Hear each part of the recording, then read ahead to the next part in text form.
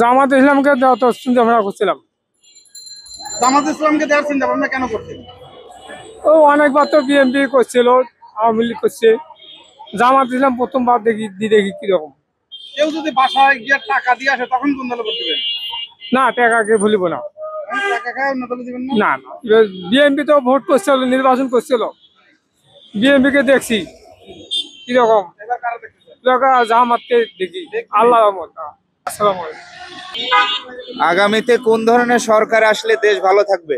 বাবা সেটা করবা নেই, সেটা সবার কাছে, 10 জনের কাছে যা আমার কাছে ওটা। আপনি কোন দলে ভোট দেবেন? আমি সেটা কইতে পারবেন নই, যে দল হবে ওই দলের দেবো।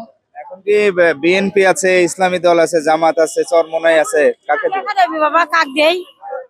বিগত সময়ে কোন দলে ভোট দিচ্ছেন? এখন যে দল আসবে এই দলকে দেবো। আগামীতে কোন ধরনের সরকার বাংলাদেশে আসলে দুর্নীতি মুক্ত একটি দেশ আমরা উপহার পাবো? জামাত ইসলাম। কেন জামাতকে ভোট দিতে চান? আমরা সব দলকে দেখলাম, সব দুর্নীতিবাজ, চাঁদাবাজ, সন্ত্রাস। আমরা এবার নতুন প্রজন্ম চাই, জামাতের বাংলাদেশ হোক, ইসলামের বাংলাদেশ হোক। জামাতে কি চাঁদাবাজ দুর্নীতিবাজ নাই? একটাও তো নাই।